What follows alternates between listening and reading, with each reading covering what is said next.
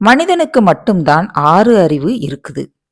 6 அறிவு இருப்பதால அவனால காலுக்கு செருப்பும் போர்த்தி கொள்வதற்கு போர்வையும் இப்படி அவனுக்கு என்னென்ன தேவையோ அதையெல்லாம் உருவாக்குகிறான். மனிதனுக்காகவே தான் இந்த பிரபஞ்சம் படைக்கப்பட்டு இருக்கிறது. இது தெரியாமல் மனிதன் எதையெதையோ தேடி அலைகிறான். இத வச்சு நாம ஒரு கதையை கேட்கலாமா? வாங்க.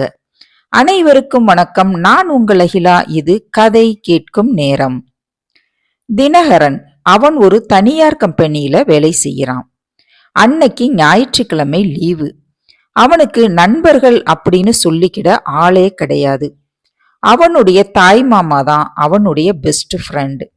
அவரு கண்ணாடி போட்டு இருப்பதால அவரை கண்ணாடி மாமா அப்படின்னு தான் கூப்பிடுவான். ஒவ்வொரு ஞாயிற்றுக்கிழமையும் அவன் கண்ணாடி மாமா கூடத்தான் லீவ் பொழுத கழிப்பான்.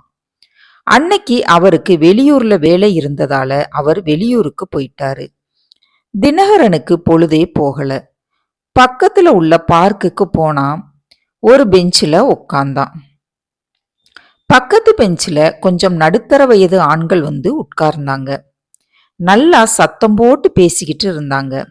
அதுல ஒருவர் வாழ்க்கையில ரொம்ப அடிபட்டு அவஸ்தைப்பட்டு இருக்கிற மாதிரி இருந்தாரு. அவரு இந்த உலகத்துல மனுஷனா பிறந்ததை விட மாடா பிறந்திருக்கலாம் அப்படின்னு சொன்னாரு. மற்றொருவர், என்ன சார் இப்படி கேக்குறீங்க, அதெல்லாம் நடக்குமா அப்படின்னு கேட்டாரு. ஆமா சார், இப்ப பாருங்களேன், என் பையனுக்கு வேலை தேடுறேன், வேலை கிடைக்கல. என் பொண்ணுக்கு மாப்பிள்ளை தேடுறேன், மாப்பிள்ளை கிடைக்கல.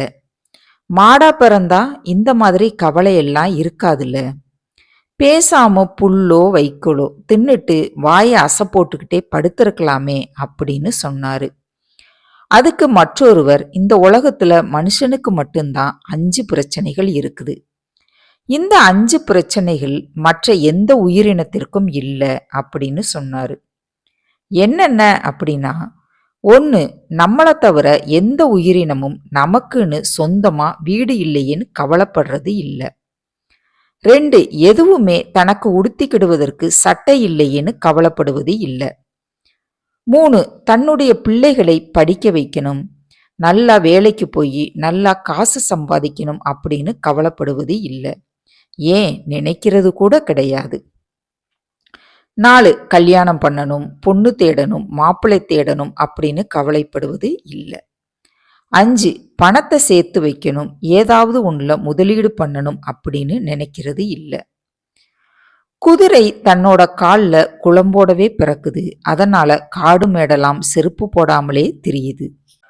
ஆடு, மாடு, நாய் இந்த மாதிரி மிருகங்கள் உடம்புல ரோமத்தோடவே பிறக்குது, குளிர பத்தி கவலைப்படுறது கிடையாது.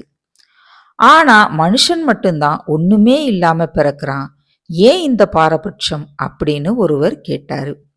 அதுக்கு மற்றொருவர், வேறு யாருக்கும் கொடுக்காத ஒரு வலுவான கருவியை இந்த இயற்கை நம்ம கிட்ட கொடுத்திருக்கு.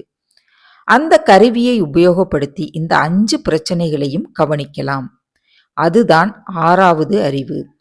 அதை உபயோகப்படுத்தி காலுக்கு செருப்பை உருவாக்கலாம், போர்த்தி கொள்வதற்கு போர்வையை உருவாக்கலாம், நமக்கு வேண்டிய எல்லாவற்றையும் செய்து கொள்ளலாம். அதனால நாம செய்ய வேண்டிய முதல் காரியம், இந்த இயற்கையை நாம சரியா புரிஞ்சுக்கிடணும், அவ்வளவுதான் என்றார். இந்த பதிலை கேட்ட எல்லாருமே மனம் தெளிவடைஞ்சாங்க. தினகரனும் தெளிவடைஞ்சான். இந்த கதையிலிருந்து நாம தெரிஞ்சுக்க வேண்டியது என்னன்னா, இதுதாங்க உண்மையான விளக்கம்.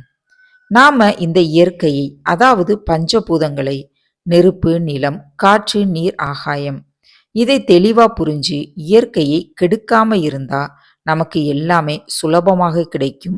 நாம நினைப்பது எல்லாமே நடக்கும். இனி ஒரு நல்ல கதையோடு அடுத்த வீடியோவில் சந்திப்போம். நன்றி, வணக்கம்.